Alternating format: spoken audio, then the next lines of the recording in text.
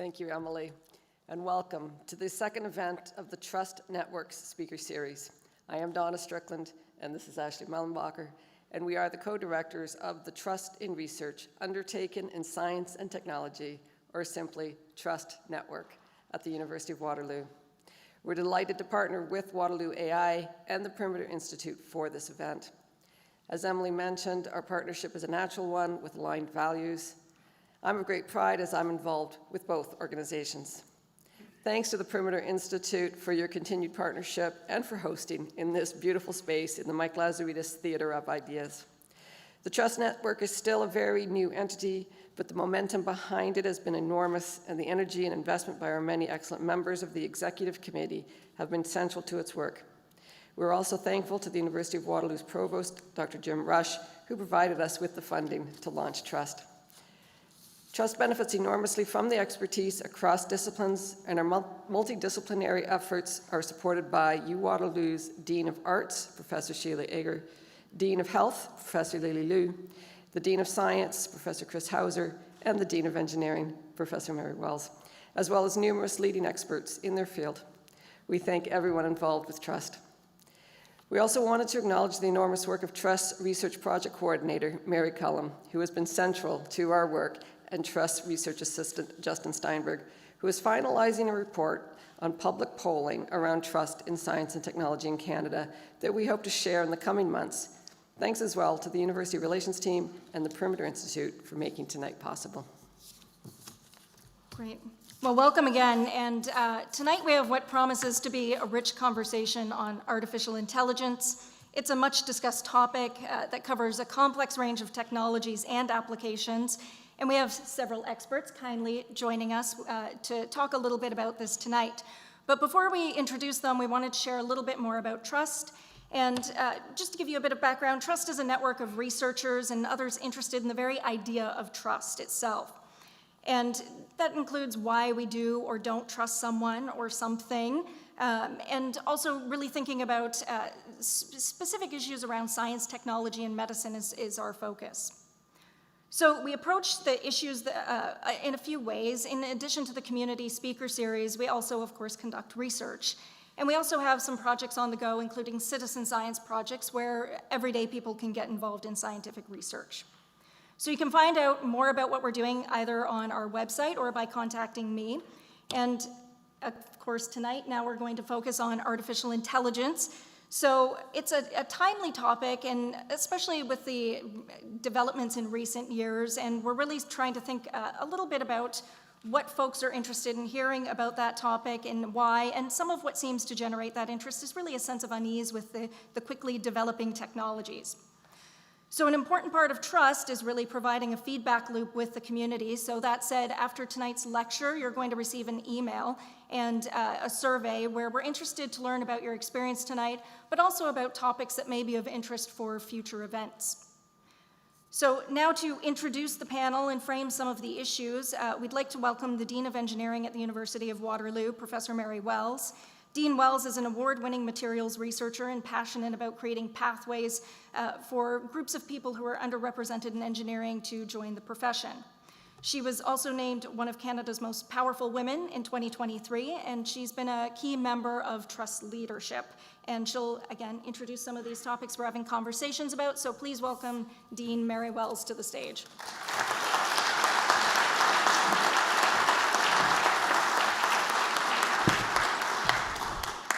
Well, good evening, everyone. And I hate it when they call you the most powerful person in the room, because what does that mean? I like influential better, but anyway, that's okay. So thank you so much for joining us tonight and to engage in a conversation. And that's really what tonight is about, a conversation between you and between some experts. And it is about thinking about trust and what that means to everybody. Moderating the group will be Jennifer Smith on my very, very far right. Jen is the engineering director and Waterloo site co-lead for Google Canada, who works towards building helpful user experiences in the dynamic landscape of generative media. Jen's career has spanned a variety of technologies, including satellite communications, image processing, laser projection, ad tech, and enterprise cloud software, contributing to markets to markets including media, entertainment, financial services, retail, and consumer tech. I must say that I first met Jen early on when I just became the Associate Dean Outreach, and it was really her belief in me and her investment in the University of Waterloo's Women in Engineering program, the very first funding that allowed us to really accelerate what we were doing around that underrepresented group. So I always owe Jen a great debt of gratitude for that. On our wonderful, wonderful panel, we have Leah Morris. Leah, right in the, almost on my left over here. Leah is the Senior Director at Radical Ventures, focusing on their Velocity program, research network, and responsible AI efforts, where she co-developed the open source responsible AI startups RAISE framework for early stage investors. Mukund Verdi, right in the middle there, is a researcher at NASA. He is a leading earth scientist, geoinformatics expert, and artificial intelligent AI specialist. Mukund's interests extend to the societal perception and implications of these advancements and promoting evidence-based decision-making. We have Lai Chi Fan, just on, next to Jen. Lai Chi is the Canada Research Chair in Technology and Social Change at the University of Waterloo and is a leading researcher studying responsibility and equity in AI. She is the founder and director of the U and AI Lab at Waterloo, which uses creative and artistic methods for enhanced equitable outcomes in AI design. We then have Anodon Sen, right there, just next to me.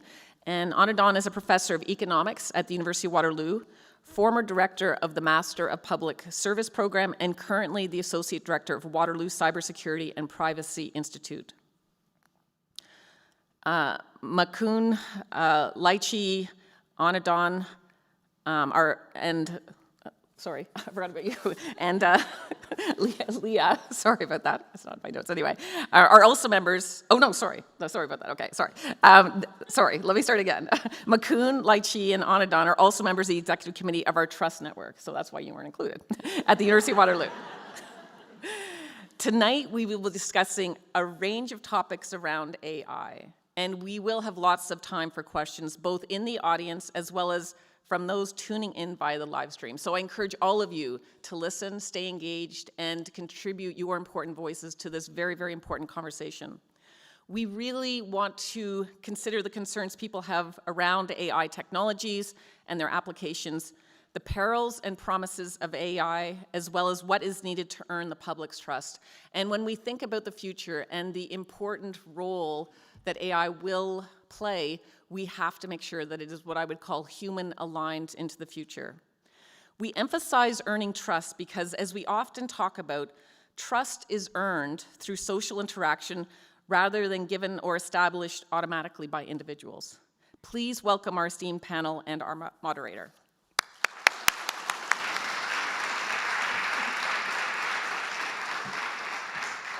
Thank you, Dean Wells. Really excited to be here with a great group of panelists together for what should be a very interesting, thought-provoking, maybe ideally narrative-shifting, depending on which perspective we're coming from, conversation about AI and the trust in AI. Really, we're going to start and have a few conversations amongst the panel, and then we're going to open it up for the audience later, and I'll cue the audience when that's the case, and similarly for the online folks at that time. So maybe just to kick us off, and maybe fits quite nicely into the trust framework, I think that we should talk about trust and fear, because I think these are two aspects that commonly come into the conversation. Mukund, you and I had a bit of a chance to talk a little bit earlier, and you had a thought around how you kind of think about trust and fear. So I'd love to start with you and kind of kick us off with what your viewpoint is there, and specifically how you think we can build better trust amongst Canadians towards AI technology. Well, language is the most sophisticated tool that mankind has created. It took 300,000 years for us to perfect that tool. And everything that we see around here, the technology, the healthcare, medicine, education, is a product of interaction based on the language. And now we are talking about a technology that has perfected that tool that we are so proud of. most of the society today, they interpret AI as ChatGPT, which is basically a conversation agent. And for any intelligence that's non-human, it's obvious that it has to have some way of comprehending human language. So now here we are asking to trust or to discuss whether we can trust a technology that has perfected what took 300,000 years for humans to perfect, and it took maybe a year to do that, and it's continuously improving. So trust at its core, I believe, involves the willingness to be vulnerable, trusting something, some entity, some person, organization, government, to do something that you want it to do, that is basically sharing your perspective, trying to do things that are useful to you. So trust, I think, in this case, will lead to two things. One is the fear of the unknown, and the second is something that we don't completely understand. So when we are asking about trusting AI or language models in general, we are asking whether we can trust something that we don't know how it works. So there are two extremes. On one extreme, we have a segment that dismiss these language models as stochastic parrots, or something that is just an elaborate or autocomplete engine. And on the other end, we have a segment of society that thinks it has got some anthropomorphic agency and intent and motivation to do something that can harm humankind. So I think the reality is somewhere in between these two extremes. It's not just an autocomplete engine, and it's not that your smart toaster oven is going to take over the world. So I believe we have to be realistic about the promise and the perils of this new technology, and have a balanced view about where we go with this technology and use it for the betterment of humankind, as we have used knowledge and language for the last so many years. Thanks. Leah, I know we also had a bit of a conversation on this and the concept of the balancing the extremes and the importance of that. Love it if you would share some of your thoughts, particularly on how your world with respect to venture capital and the searching for organizations and helping organizations commercialize this kind of technology. What's the thoughts and advice and conversation there, and how should we maybe think about that? Yeah, absolutely. Thank you also for having me here. Thank you to the TRuST Network and the Perimeter Institute and the University of Waterloo.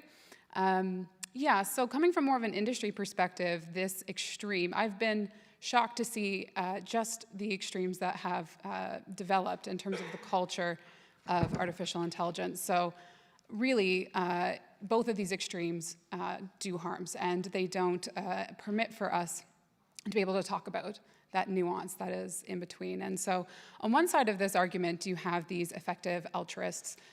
They can get lumped in with safety folks and responsibility folks. People, to some degree, who their P, or probability of doom, is quite high, and think of things as quite catastrophic. On this side, we have a risk of not understanding how valuable this technology can be.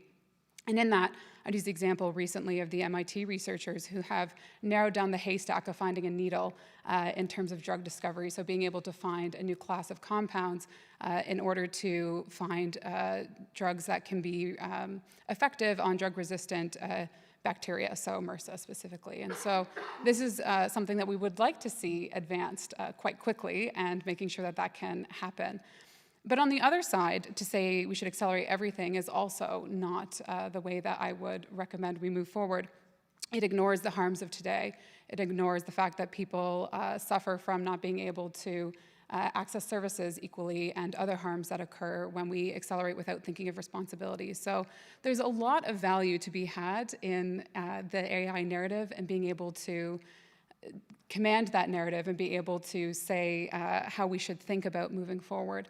And so I think the truth is not in complete trust or complete fear. It is somewhere in between, and it is much more nuanced, as you've described.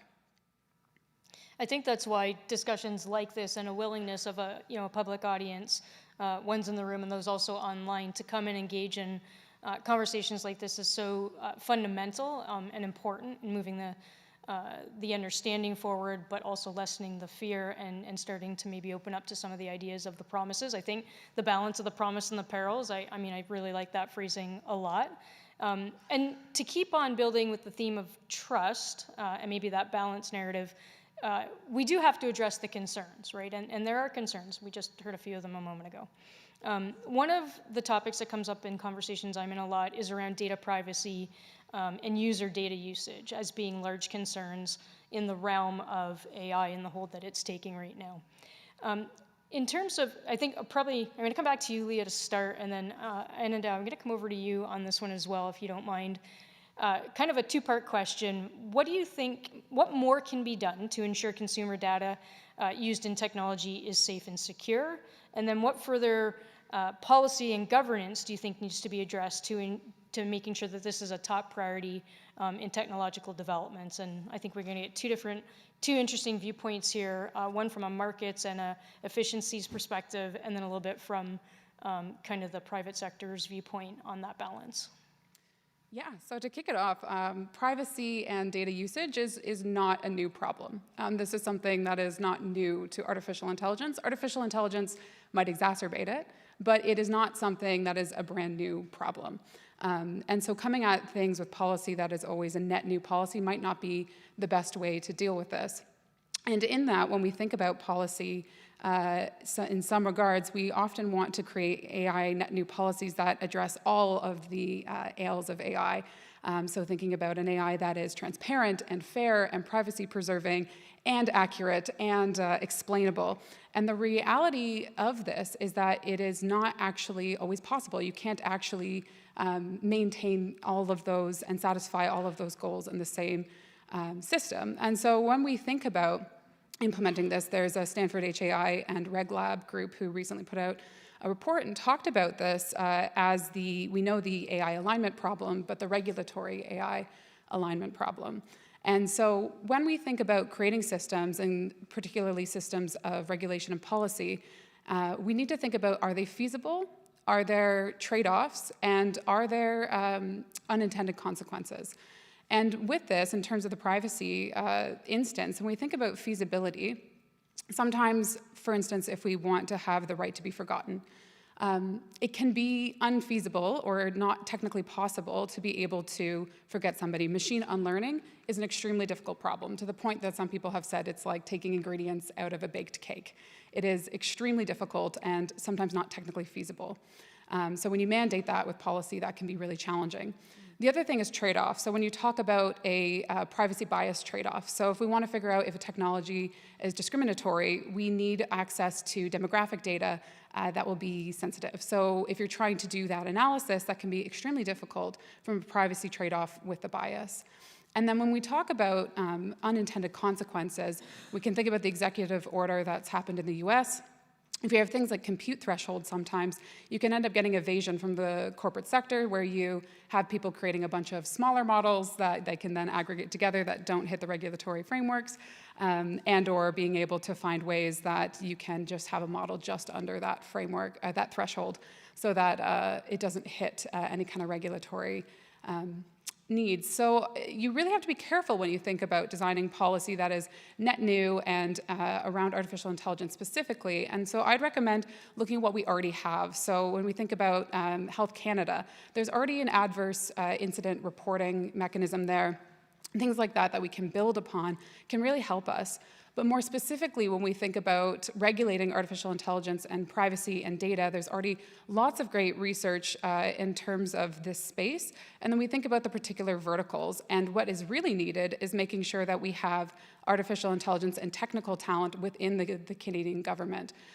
Less than 1% of new AI PhDs end up in the public service right now. And so those paths into being able to make these transitions and understand what we're governing is really important. I think it was Dr. Daniel Ho who said, you can't govern what you don't understand.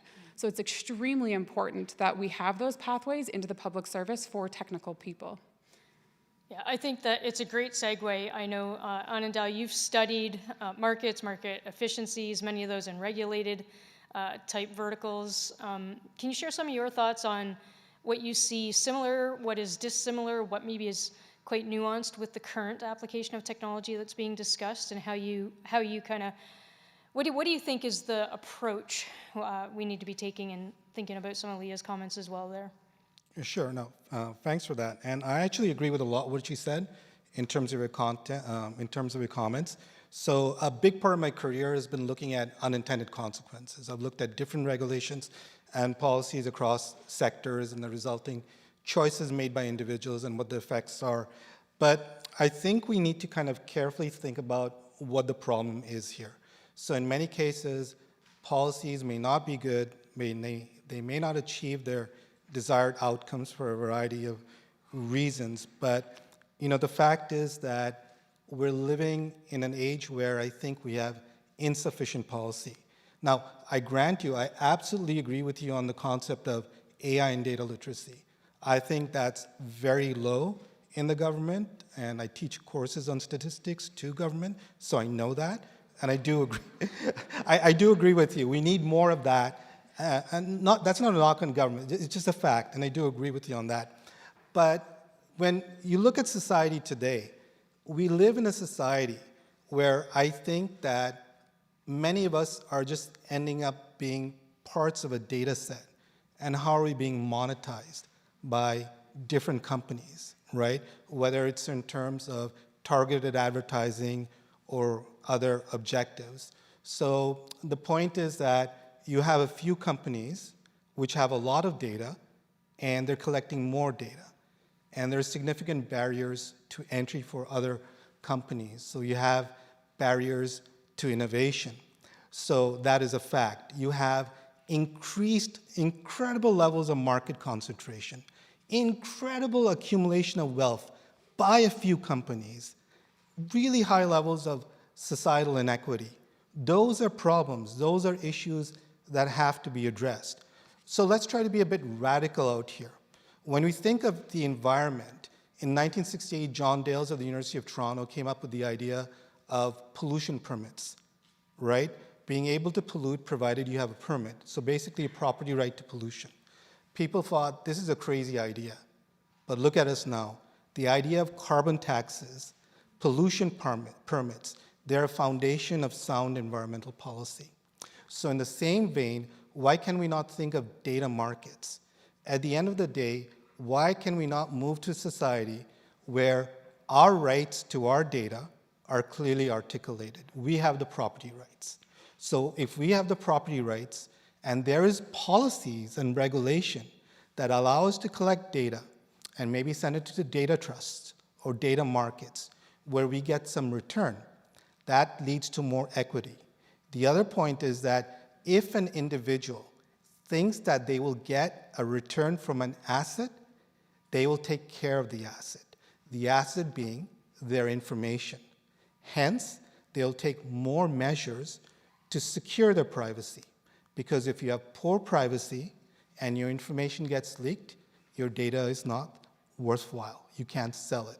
So it seems paradoxical, but if you think about that, there's promise out there. So what I'm advocating out here is that a radical solution to the problems we're looking at now, not conventional policy and governance.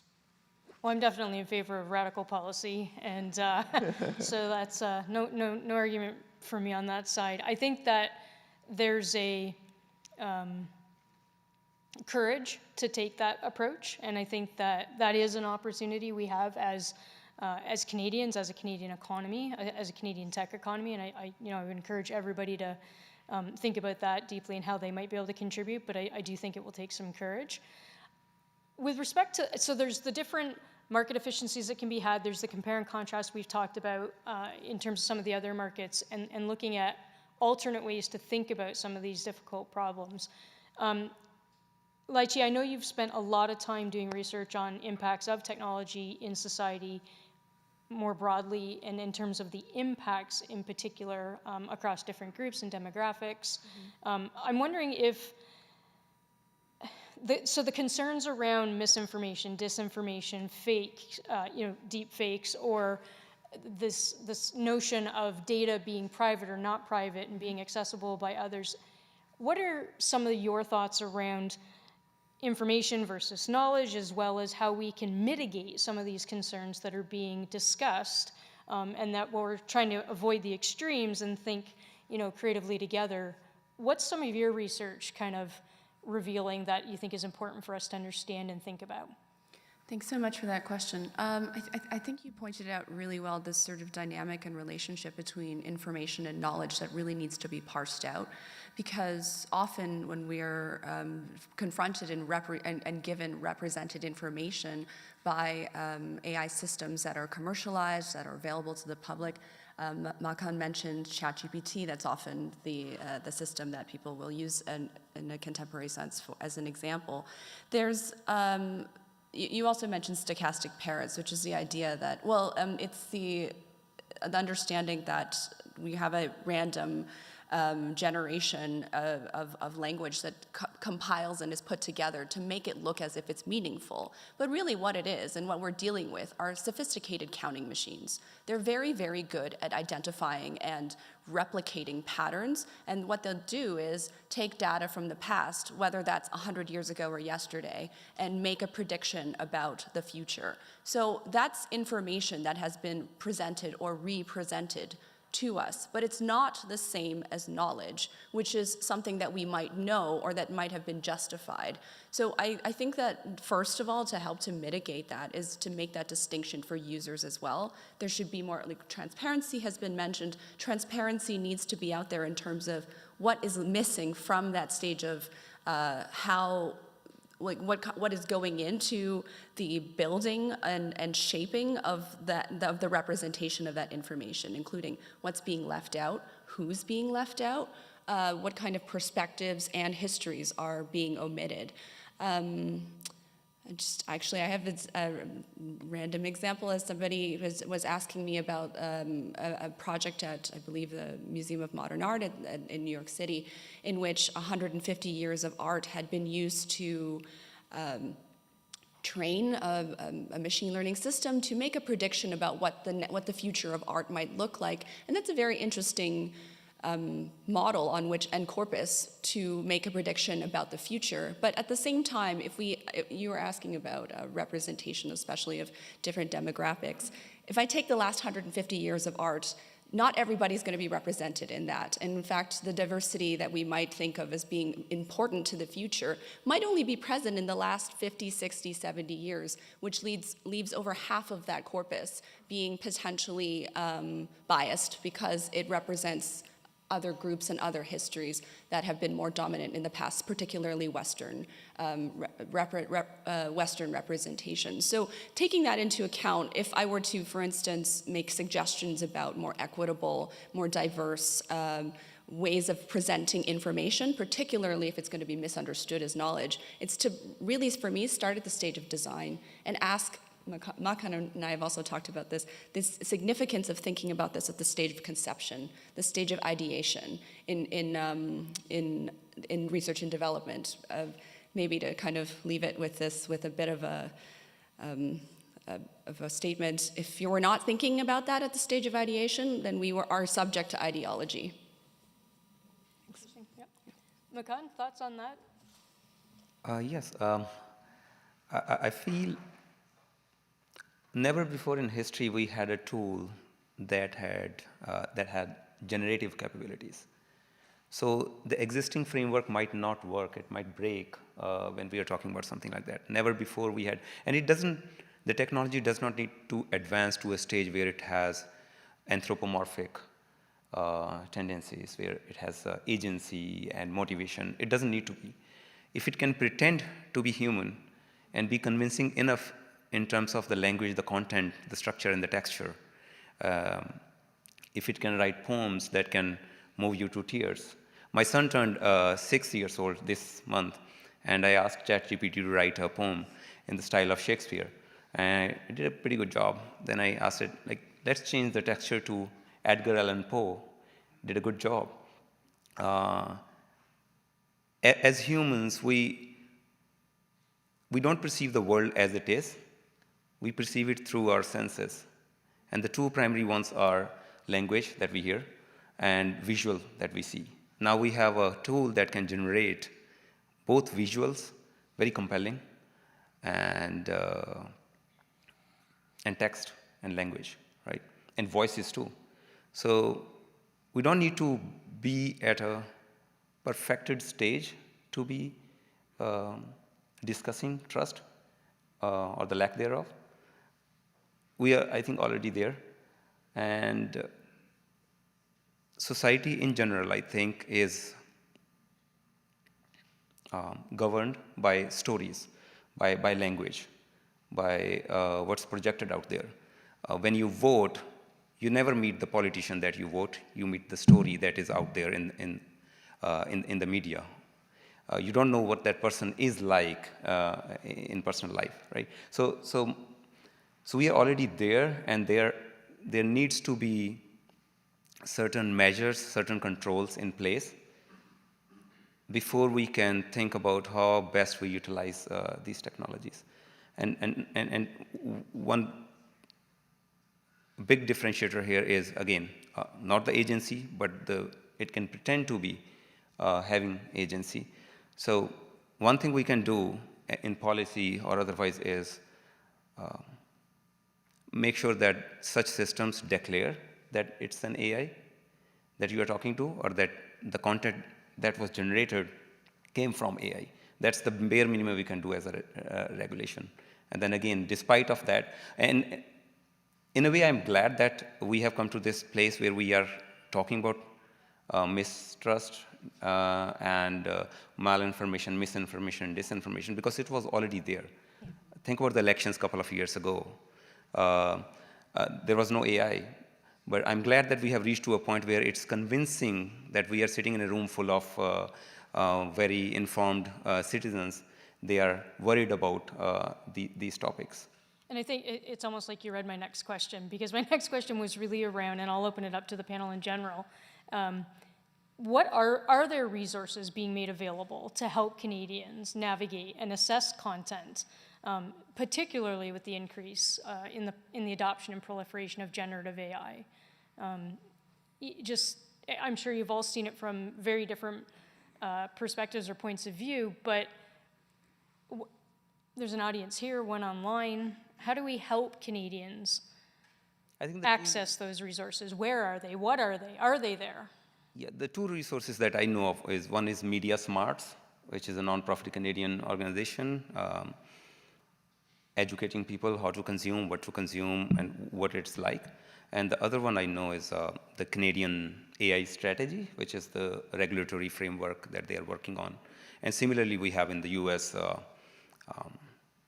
AI Initiative Act, and in Europe they have the AI Act. So there are a few that are in the works, but there is a need for all these stakeholders to come to the table and talk about the things and create common standards. Because just like climate change, just like nuclear non-proliferation, these are things that go beyond the borders. And then again, we have to balance, because different societies, geographically, socioeconomically, are impacted differently by the promise and perils of this technology.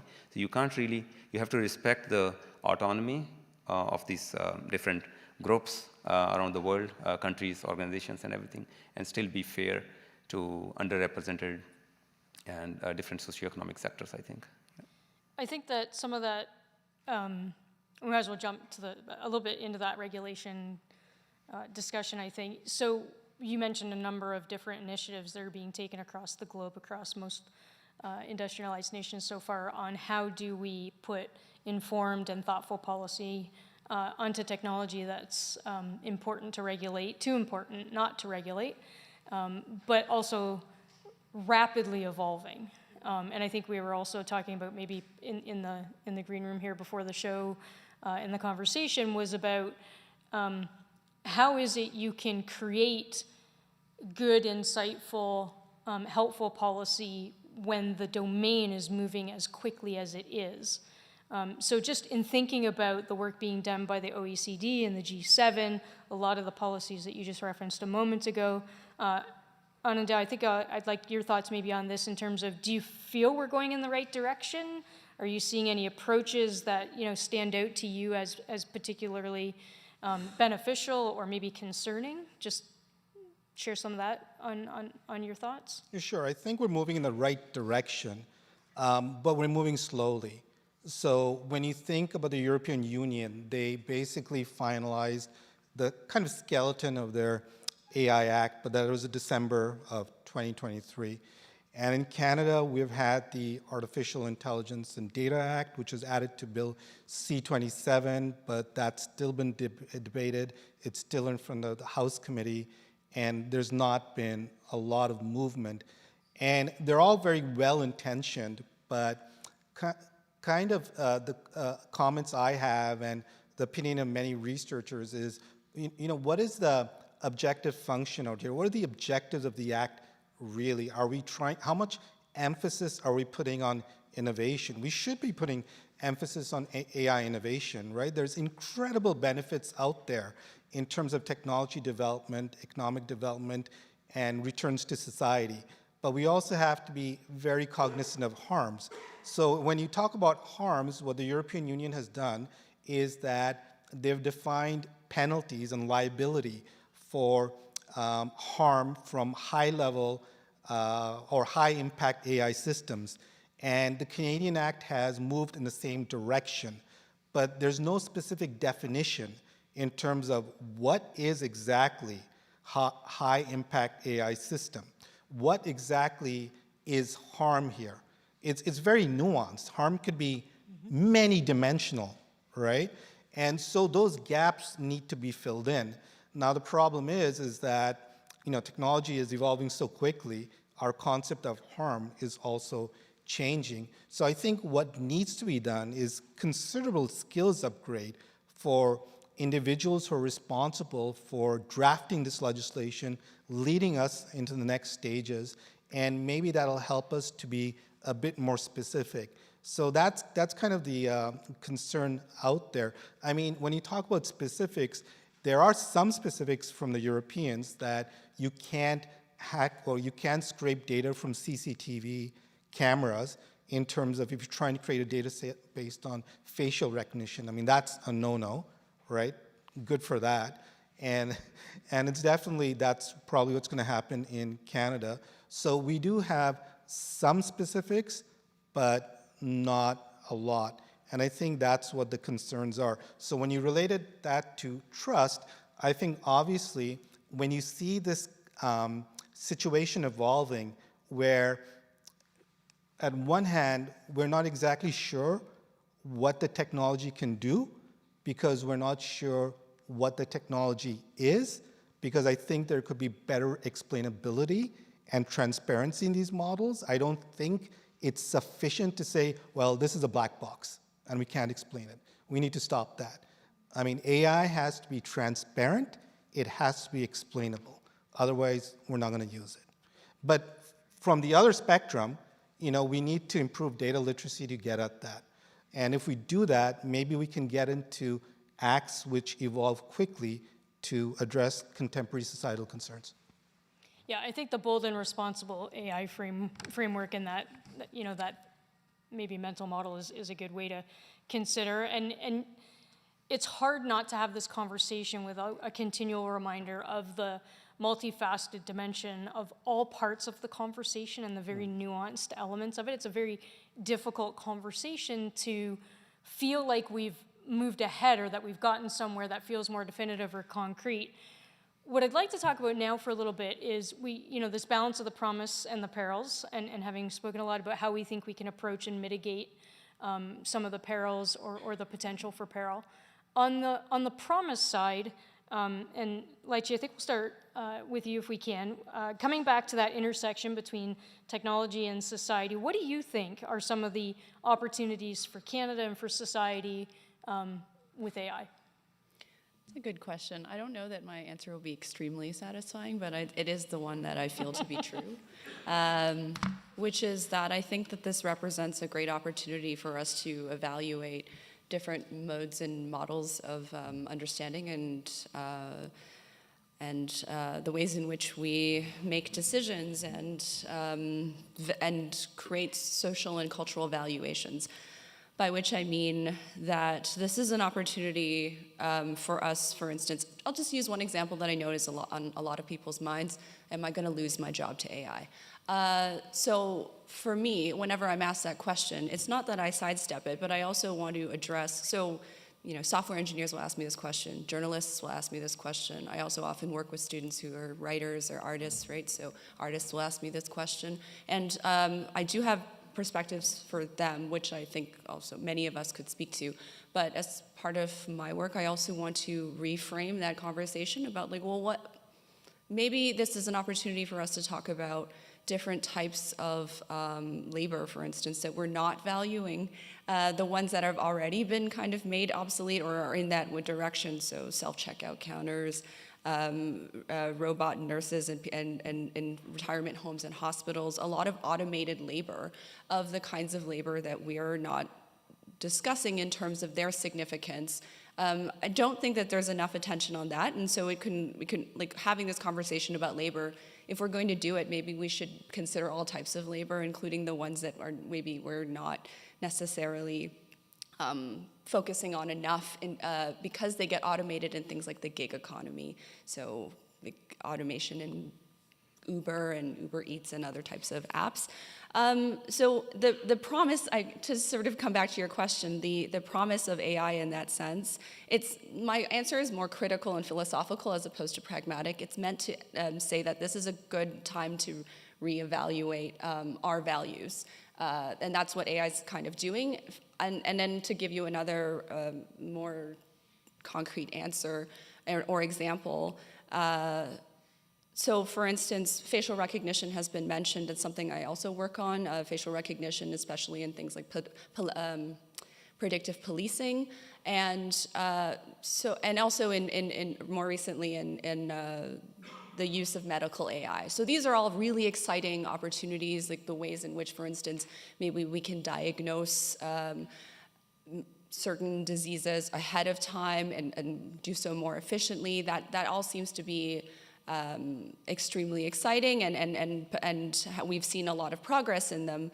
But also, for instance, asking what those AI are trained on would be historical. For instance, with medical data, it would be historical medical information, which has also already been exclusionary in the past in terms of the types of studies and research that has been performed and what kind of data is being collected. So we're actually seeing already with AI, for instance, that maybe collects information on melanoma and then tries to do a diagnosis on melanoma, that there's already disparity and some misrepresentation in darker skin tones where it's not able to catch melanoma, but that's because that AI was not trained on good representative data in the first place. So that, I'm coming back to this in terms of asking about our valuations. Where is that data coming from in the first place? Why is there not enough representation in the first place? And if we are able to start at the beginning and say, like, maybe the data has to, and the representation needs to be solidified first in order for us to think about, like, the full potential of these AI. Otherwise, yes, they work, but for whom? Jen, I'd love to jump in on the idea of what the opportunity is for Canada. I think the answer is the opportunity is huge. Canada had the first national AI strategy. Canada was leading the way. We have an incredible wealth of talent. I think the University of Waterloo is very aware of that. And I think fundamentally, when we look at regulation, we need to be really careful that we're not regulating things before the use cases even exist. We need to understand that innovation culture is important, but we also need to recognize these very, very real harms. So with that, I think a lot of folks, you brought up the EU AI Act. I think there's some aspects of that where they're hoping for a Brussels effect. So with GDPR, the idea that if there's regulation in one place, that a company will make a product for that place and it'll be too expensive to make separate products. We're not seeing that on the ground today, whether we want to talk about regulation, good, bad. On the ground today, there are founders, startups, trying to make companies that are foundation model companies, trying to make companies off of foundation model companies that are choosing where they are going to set up shop. And Canada could really miss out here if we are not careful about the way that we develop our regulation and we don't make it appropriate considering these things that I've mentioned earlier around having realistic, not high-principled clauses that they have to meet, and make sure that they're grounded in the actual use cases and disciplines. We want to make sure that we're grounding it in understandings of where there already is regulation and making sure that there isn't duplications, for example, with PIPEDA or HIPAA in the case of the US, and there's already a lot of policy and pieces going into place to protect people in terms of their data, in terms of healthcare there. So I just think the answer is that the opportunity is absolutely massive for Canada. We've done an incredible job to date, but other countries are getting smart. They've also released different frameworks, and they're also operationalizing mechanisms for innovation in a way that I think Canada has been a bit slow to do. I think it's great. I know it's time for us to transition, and so maybe just a bit of transition instruction, for lack of a better word. So I can see the online questions coming, so please keep submitting.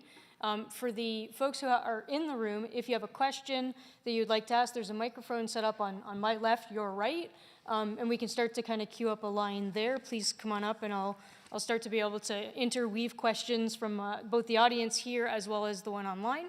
And then, Leah, just going as we get folks starting to move into thinking who's going to be, who might be brave to be the one to come to the microphone first. There we go. All right, we got a volunteer. Thank you. I'm going to get to that question. I would love to come back as well on the opportunity for industry. I read a recent report by the McKinsey Global Institute. Up to $4 billion of annual economic impact that can be had just by starting to incorporate generative AI and other AI techniques into parts of our businesses. And I know, Makan, from your work with the Atmospheric Science Data Center at NASA, you're already seeing this integration in some of the workflows and in some of the work that you're doing. So I want to come back to that around what you see as some of the potential, but love to open it up to the live audience first. My name's Gurjeet. I'm a friend of Makan's. We talk quite a lot about stuff like this. I didn't pay him or plant him. But I'm a fan of economics. I am a chemical engineer. I have an MBA in finance. I work for a lot of big banks. I work in real estate now, so very different experiences. But my question is for Anindya. You mentioned that organizations tend to consume a ton of data. They have access to data. I think the lack of trust comes from the fact that a common guy like me, we don't have access to data where we will use AI for our benefit. I see banks using our data to provide us services. We see telecom companies. Telecom in Canada is one of the most expensive in the world. They use our data. They could see that I bought 5 Air Jordans in the past 5 months. So instead of pitching me a $60 plan, they could pitch me a $80 plan based on my patterns. So how do we make sure that a guy like me can trust AI? Because there is no tool for me to gauge the monopolies, if I may put it that way, that the 4 providers, 2 providers of telecom mostly, maybe 5 banks that I can work with. I don't even have a tool to read the terms and conditions myself, right? Like when a bank makes me sign, I as a person do not have a way to negotiate with a bank.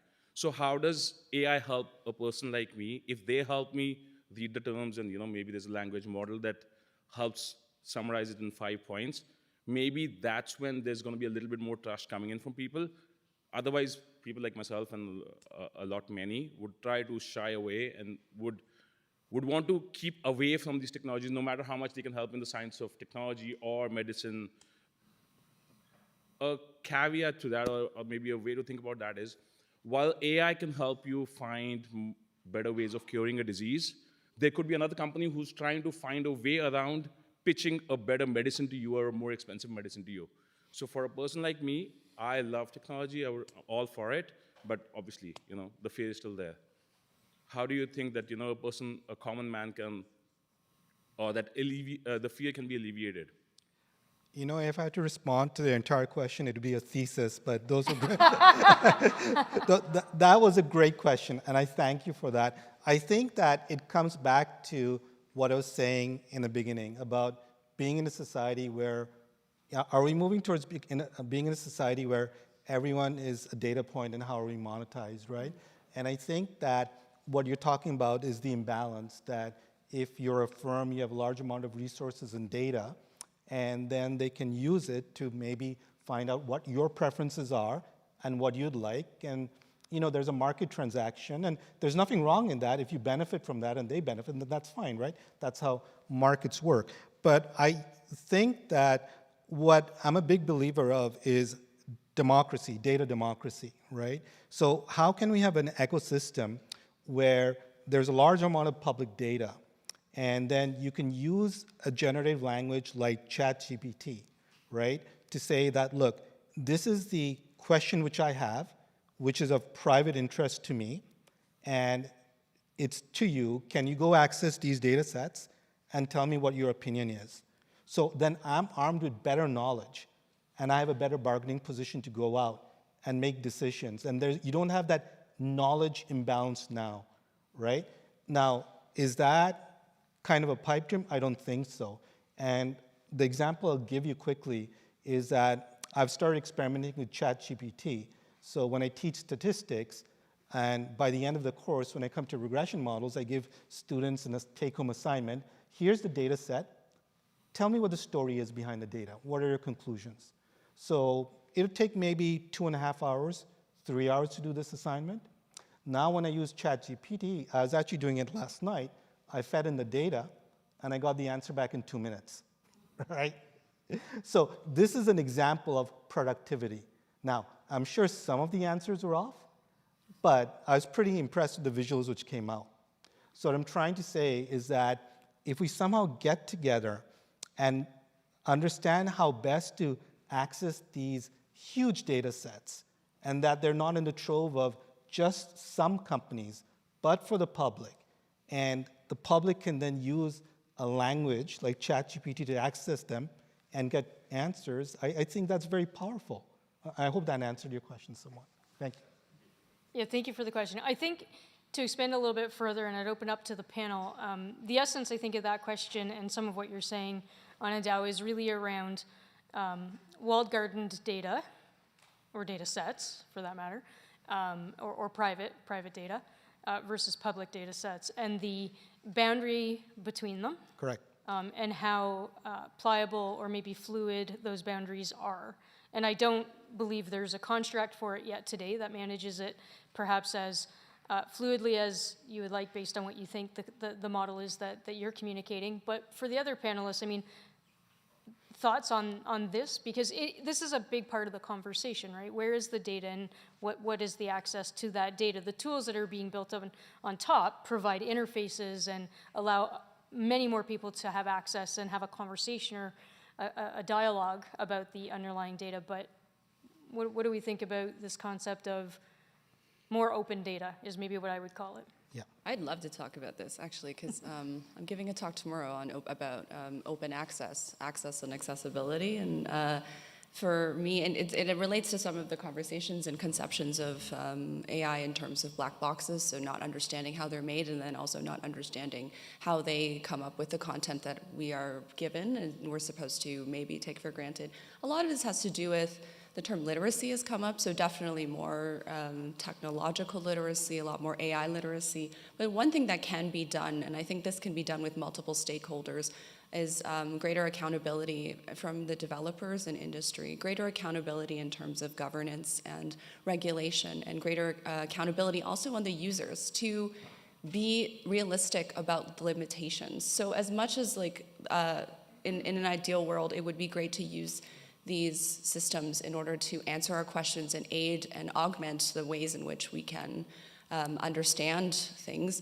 I think understanding where they may fall short is just as important in order for us to use them effectively. So for instance, so the term black box, for instance, I had previously in another project examined the application programming interface of an AI system, which means that I kind of looked at the ways in which the system worked, how it had been designed, and how I could build things with the system, which is fantastic. APIs are increasingly less and less open in terms of access.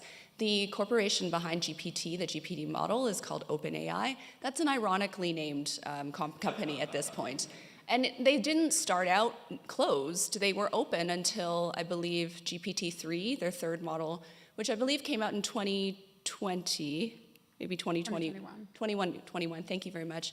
And and then access to their API. So the whole model was open source, which is great. That means community members could come in and work with it, learn from it, build with it, and help to build it.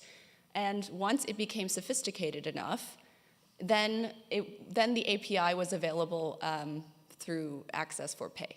So rather, you could access it if you paid for it. That would actually stifle a lot of my research. If I can't access the APIs, if I can't access the design, and putting it behind a paywall actually exacerbates this problem because now I understand less. And the more we do that, like GPT-4, the API is also available, but a lot of these things are being put out of access, whether for financial reasons, political reasons. There are many reasons, but I don't love the trend of monetization. It's definitely making it more and more of the term like black box, and less of what I try to lean towards with designers, a gray box. It doesn't have to be, you don't have to give me everything. Tell me what the limitations are. That's good enough for me to tell the stakeholders across the way, the developers, the moderators, the people in governance, and the users. They should know at every stage what's not there. Not just what this can do that's so great, what can it not do? And that's just as important to keep in mind. I really love this concept, and I think Percy Lang has said open legibility. Yeah. I think it's a really interesting concept as opposed to when you just say open source actually is a very specific term that is more applicable to software. And I think when you think about it, you can open the weights, and that can be a different thing than actually opening data sources. And we have to understand that industry really is leading this conversation. In 2022, there was 32 significant foundation models created. I think only 3 of those came from academia. So we need to understand what that looks like and what legibility looks like. And also within academia, NeurIPS this year, which is a massive research conference, the Neural Information Processing Conference. And so when we look at the AI conferences, we are now talking about how do we do reproducibility and making sure that the scientific method can be continued on in the future and making sure that we can actually check results. It is extremely important that we are able to do that. And so there must be a way to move forward without just totally closing things off and allowing open legibility. Yep. I'm going to pause there. We have a question from the audience that's come in looking at should there be concern around increasing polarization on the political side with respect to how AI is being used and where we're seeing it? I think, correct me if I'm wrong, but I think this year we have more global elections than any other year 70, in history. I believe. Yeah, so great question. Thank you for the person online who posted it. I'm going to start, I'm going to come to you, Makan, go for it. So it ties in back to the question about privacy and data and personal data. I'm generally a very optimistic person, both for technology and for humanity. But I think the expectation of privacy in today's day and age, that ship has sailed a long time ago. Now we have a digital profile of every person in the room. And with the generative AI, they can steer your opinions and your emotions in a certain way. That ship sailed with the advent of Instagram, TikTok, when we traded privacy for small snippets of our life and giving other people window into what we think, how we think, why we think like that, what are our preferences.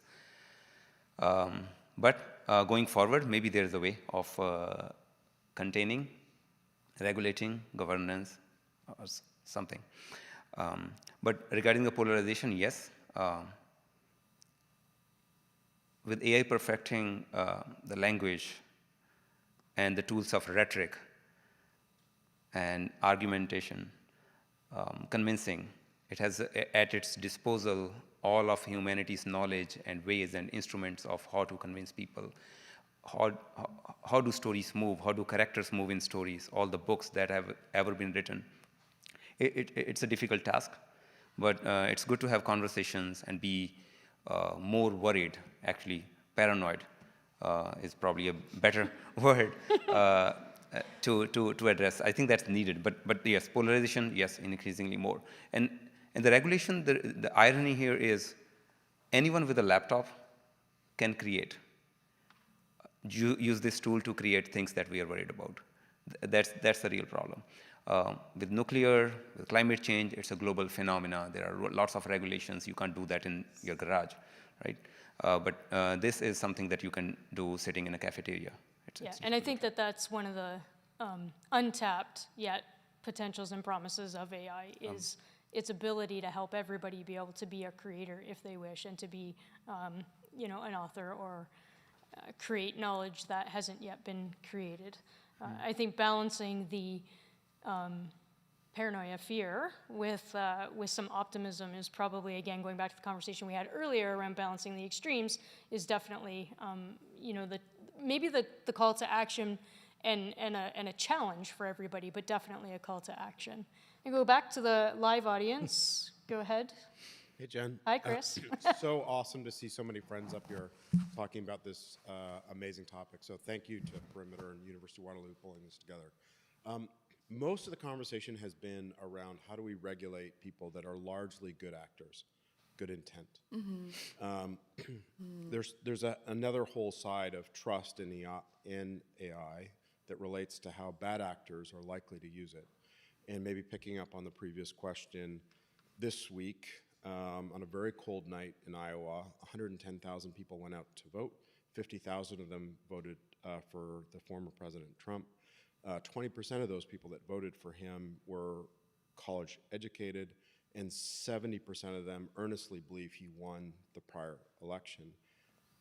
We talked a lot about social and social networks and how that influenced those last two elections, and this idea of deplatforming people that were saying things that were not true, and none of that seemed to work. And so I guess the question is, should we be worrying about bad actors as much as the regulatory frameworks, and what things are likely to come to bear to protect us from bad actors in AI? Yeah. Anybody like to start? And we're always going to have bad actors, and we always have had bad actors. And I think that there are lessons that we can extract from with the current situation and the current evolution of the technology that are important for us to look at. But I have a thought on this, but I really would love to just hear the expert panel's discussion, around how do we mitigate, prevent, maybe moderate some of the bad actors. Yeah. And there's a very similar conversation or question on, is there a point in regulating when you're still going to have bad actors that don't follow regulation, right? And maybe we can have a bit of a perspective on that as well. I'd like to just point to the point that I said earlier about looking at the regulations that we already have and not needing it to make an AI piece. People always talk about the battle between open and closed models in terms of safety. Open models are perceived to be more safe, but perhaps dangerous because of the fact that anybody could use them. Closed models, safe because they're closed and can monitor the usage, but potentially easy to get past any guardrails you put in there given the right prompts. So perhaps if you have a concern about bioweapons, instead of looking at open-closed models, we look at regulating the infrastructure and places that make it possible to make bioweapons, the things that you would physically need in the physical world. So I think that is an example of, in terms of if there's bad actors, AI is just part of the tool, and there's a whole other infrastructure that they can use. Doesn't answer the question, it's not super satisfying, but it is definitely part of a system if we're going to look at how bad actors act in the world. I think that, that's a very wide-ranging question in terms of what is a bad actor and what is a bad action. And I think that, I agree with you that AI is a tool, right? And so if we go back to Chris's question, and maybe if I'm correct on that, the bad actors here are people or individuals who use AI-powered social platforms to spew opinions and spread misinformation or disinformation in order to push a certain view, a point, or to ensure a certain electoral outcome, right? So that is just one simple example. So I'm going to stick with that example. And it's difficult to come to a solution for that because when it comes down to trust, right? Who do you trust? And when you have social media platforms which basically are powered by third-party advertising, So the longer you keep someone there, the more you could hit them with ads and the more money you make, then you just like send them messaging which they enjoy and they believe in, right? So then the question is that what is an antidote for that? What could be a good policy alternative? And I was thinking that, on the vein of radical ideas, could we think of a government or international run social media platform or web service where if you use those services, you're not being monetized, right? So if I go to this special web service, I put in a search, I get the results, that's knowledge, that's information, that should be a basic human right, but when I do that, my information is not being collected and sold. And it's the same thing with media platforms that I can use and where I feel protected. So, but then I'm thinking that yet we live in a world, and this is what you brought up, that, hey, I want this cool app on my phone, and I'm gonna give up all my information to it. And I have no idea what it's doing in the background. Oh, the government wants to sort of help me in downloading the COVID app, so, in order to make sure that COVID's not spread. I'm not gonna do that. I'm not gonna share my information with the government, right? I mean, that's a society we live in, right? So that's the point, that there's no clear answer to that, because we don't seem to be trust any agency out here. And so this is something which we have to reflect upon more to kind of get at solutions. I think on bad actors, I'll go back to Leah's point earlier about using existing frameworks.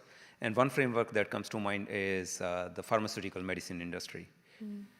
We can do only so much on the consumer side of technology. We can probably do something on the creator side of technology. You don't see drugs being developed in the garages. Or even if a drug is developed that is promising, it doesn't hit the market right away. There are rigorous testing. It has to go through some sandbox testing. So maybe those are the kind of frameworks that we can probably leverage to test these technologies very rigorously before it's out in the open.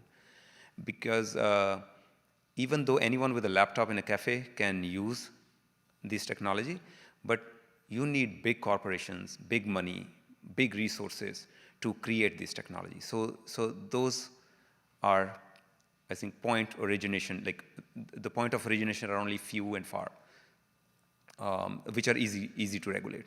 So I think if we apply the same kind of instrument that we apply on pharmaceutical industry, we can probably get somewhere in terms of what is available and whether just because someone can create it in the lab or big supercomputers does not mean it has to be released to the public, I think. Leah, we talked a little bit before the session on maybe a bit of a misunderstanding or a misconception around motivation of private sector and private industry. And you're drawing a really good distinction here, I think, Makam, with respect to creation and then consumption and usage. And is it a bad thing to have creation have concentrated folks and individuals within it? Some of the conversation around how do you manage or mitigate bad actors is around ensuring that the concentration is higher of the good actors. So that's part of it.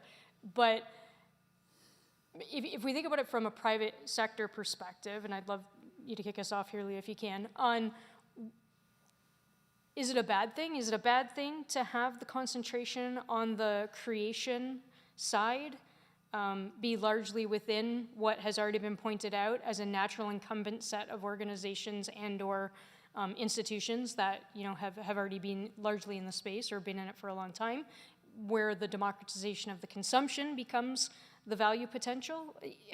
What do you think on that? And again, it's a balanced question, but I also think it's a little bit about how do we address the bad actor or potential for bad actor question. Yeah, I think a great point has been made fundamentally that it takes a lot of resourcing to be able to make anything really largely impactful. What's phenomenal is we live in a world right now where anyone can really get a GPU and start creating and do something on a small scale. High school students, anyone can really start creating with artificial intelligence today. But to scale up and to be able to do something at the size of some of these big tech corporations, you really have to have massive resourcing. And so at Radical Ventures, we have created the Responsible Artificial Intelligence Startups Framework RAISE. It's on GitHub. The whole point is that it's open source. I encourage you to take a look at it. We've taken a bunch of taxonomies of harm and put them through basically a framework that's a risk management framework, nothing that you haven't seen before from project management perspectives, that thinks through the impact, what could happen to somebody and the likelihood of the stakeholders having that impact on them, and then thinking through mitigation. So I think there's an interest from the private sector to be asking these questions. This framework came about because the people creating that we invest in, the technical founders, are asking us, how do I think through this technology being responsible? When I'm creating and I want to ask you for a ton of capital to make this happen, how am I going to think about the impact it has? Because I'm a technical person, but I don't necessarily have the background in the social responsibility area. And so there's lots of great people thinking about the taxonomies of harm. There's a Google research paper that came out. They have the resources to think about this, put together really interesting and comprehensive frameworks that help us understand. And so I think there is incentive and interest in creating in the private sector in a way that accounts for responsibility. And so I encourage you to take a look at that framework. We are always interested in people contributing, and then you can weigh in on exactly this question, I think. Great. I just wanted to check in the live audience, because I wasn't sure if the folks on the stairwell, are you coming up to the mic, or? All right, yeah, come on down, everybody. I wasn't sure if it was like, a side participant group, or go for it. Right. Well, I'm a computer science student, as well as someone who's quite interested in new technologies, and especially with AI, because that's something that I'm working personally. And so far today, there's been some great discussion already about trust, policy, responsibility, and equity in AI, particularly in the context of generative AI. And I also love the fact that in today's conversation, there's also voices heard from the general public. We're bringing as many stakeholders as possible into today's conversation. Now, my question is related to policy. In the realm of generative AI, where rapid advancements are happening, how can governments, industries, and research entities collaboratively develop policies that ensure responsible innovation and equity without unduly stifling technological progress or compromising competitive advantages compared to those of looser or no policies? And how do we strike this balance effectively? I'm going to offer him my seat, because I think that he deserves it based on that thoughtful question. Thank you for the question. I know we've been talking about facets of that exact question throughout the discussion. Any extra thoughts? I think the part I would pick up on there was maybe and this has always been the case, right? This is my opinion, but I think there's lots of historical evidence of it. Collaborations between academia, the private sector, the public sector are fundamental when it comes to achieving what we've been talking about achieving, which is, literacy, information availability, constructive frameworks, good regulation policy, et cetera. So I think maybe that would be where I would center maybe some of the response, because we haven't really touched on that component of it. So kick it over to my esteemed panel here on who might want to start that one out. So is this kind of looking at what good policy is for generative AI? Is that what we're focusing on? I think he's looking at how do we pull all the people together who care to do it as best as possible. Was that, he left the mic. That's one point, but also from a technological progress perspective, how do we ensure that these policies also don't restrict what we actually develop? Yes. And Okay. not have the problem. Yeah, so the balance on, Yeah. policy being informative and constructive and helping with innovation and advancement versus... No, it's a great question. contrary, I think the point is, look, at the end of the day, when you think of AI, huge benefits in terms of innovation, there are huge benefits to society, right? But there's possibility of harm. So the question is that how do you maximize that total surplus to society? That's the point. So we need that framework. Now, unfortunately, that framework isn't there yet. very clearly, right? Because it's a very difficult question. And we can talk in generalities. There's ways to do it if you had some type of mathematical function which could quantify benefits and costs. But I think that the problem is for something like generative AI, we're only getting to know what could be done with it, right? So unless you have an idea of the full range of benefits, that's difficult to do. What I think would be a good alternative focus is where is the data coming from and how are the models being trained? If you address that satisfactorily, then that's a huge chunk of the problem there. And the reason I'm bringing that up is that when you talk to the community a lot, there's a great knowledge of, well, this is ChatGPT and what we might do with it.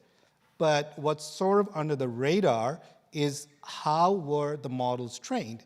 And there's these interesting articles which say a lot of the models were trained using workers in Kenya who were paid low wages and exposed to really bad images, right? And that is necessary for training the model, because the way generative AI models work is you have to make sure the data being fed in is clean. But these were workers who also suffered trauma, and there is research backing that up. And why I'm bringing this up is this is an example of a tool which is being used and has led to great benefits, but there is a cost there in developing the models. We can't do that. That's almost like AI colonialism, right? Let's export it out and let's the bad stuff being developed somewhere else. That's not definitely a world which we want to live in. So, I think that we can't answer everything, but looking at how the data is being collected and how the models are trained is important. Okay, we're going to go into a 30-second response rapid fire. Just if I did the count right and the clock right, we got about that much to go here. And I want to be respectful of both the opportunity, but also the time that people have invested. So we're going to get the next question live in the audience mic here. And then we're going to do a 30-second response. Ready. The other time. Or less. Got this. Okay. There is a reception afterwards. Go for to it. continue Yes. to chat. Yeah, actually, thank you. That's a very great point. Yeah, thanks. That's really helpful. We will all be around outside afterwards and can carry on a lot of this dialogue. And I also know, I think we'll address some of the online questions that we're not getting to as well separately. So go ahead. So my question kind of dovetails with what was just being talked about in the pursuit of resisting overregulation and making the good stuff still happen. Should we be looking at rights to audit the things that are being created with our data, be it personal data or behavior online or our creative works and intellectual property? And should we be allowed to audit the things that are being used to make decisions about us? 15 seconds, Leah.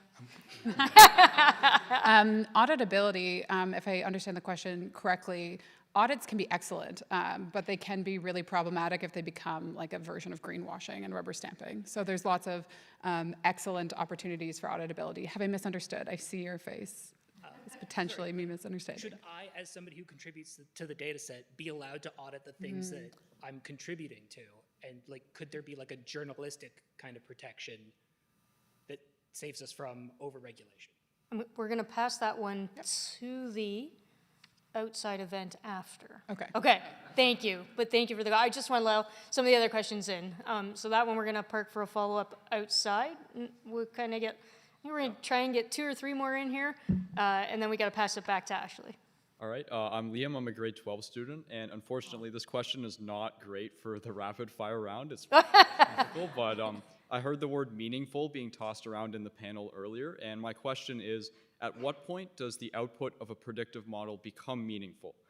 Because, you could argue that neurochemically, a brain is very similar anatomically to a small neural network, So at what point is the whole greater than the sum of its parts? I have a, maybe, oh. Yeah. Go. I think that's subjective because what's useful to you might not be useful to someone else, and your level of expertise and knowledge might be different from someone else who's consuming the output of the model. So one model that is very sophisticated might not be very useful for someone who is expert at that, but it might be very, very useful for someone who is at a very basic level. And if I can add a 5-second answer, I think the point at which we're training that in a way that it's not just quantitative but also qualitative will help make it meaningful. When it answers a societal question which hasn't been addressed yet. Thank you for being here. It's amazing, right, with the grade 12. Thank you for telling us you were a grade 12 student. Thanks for being here. Okay, I think this might have to be our last question. So for the gentleman who got his question non-answered, just stay right there and I'll come find you in a minute. From the earlier conversation on the pragmatic side of, am I going to lose my job? I'm 2 years from retirement, so I'm comfortable, I'm safe. I'm going to be okay. But my son is in the audience, and this week he's submitting his application to UW. AI, ChatGPT are promoted as ways to get simple works done, base code in the background, review basic contracts, complete simple tasks, to allow humans to focus on being experts specialized in their fields. You're specialists in your field, say the top 5%. How is my son going to do the 95% to get to the 5 to become that specialist when industry is simply going to use these tools to avoid paying people to do them? This is related to my answer that was very quick just now about the insignificance of qualitative training as well. I think also because I'm coming from the humanities and social sciences, I understand that there's a need for critical training as opposed to just performative training and knowledge. It's not useful to be performative here like a machine. We are not machines. We have the capacity to think through problems. I'm happy to talk to you about this further as well. I think primarily I want to help my students, and I know that there have been some questions about education as well that have appeared on the screen. I want to help my students understand that this is a tool like a calculator or like a I don't know, I think chainsaw has been thrown around sometimes. You will hurt yourself if you don't know what you're doing. But in regard to comparing it to a calculator, if I don't understand the math, the calculator is only going to help me so much. And that's what leads me to be the person who's yielding that tool as opposed to it doing my job for me. So that's the real framework I would want to push as an educator, as a researcher, and as somebody who works with younger people going forward. Thank you for embedding the educator perspective and viewpoint in there. We do have to wrap, so I'd like to ask Ashley if she can come back up and maybe wrap up for us. Thank you to all the panelists. That's good.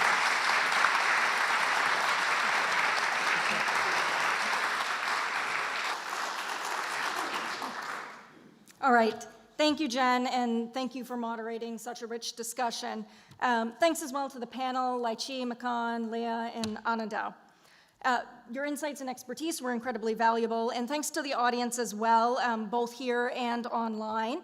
And thank you for all of your questions, your insights, and your perspectives, as well as your time tonight. And thank you once again to the Perimeter Institute for their partnership in this event, and of course the lovely space, and thanks also to Waterloo AI. We hope to see you at the next TRuST event, which will be on May 14th, and information about that will be shared on our website once it's available. And of course, the Perimeter Institute and Waterloo AI have listings for their events on their respective websites. Once again, thanks everyone, and have a great night. And if you weren't able to get your question answered, these are important to us, so please, you can send an email to community.relations@uwaterloo.ca. So I'll say that one more time, and someone will get back to you from that. Community.relations@uwaterloo.ca. You can send those questions that maybe weren't answered. And again, thank you, everyone.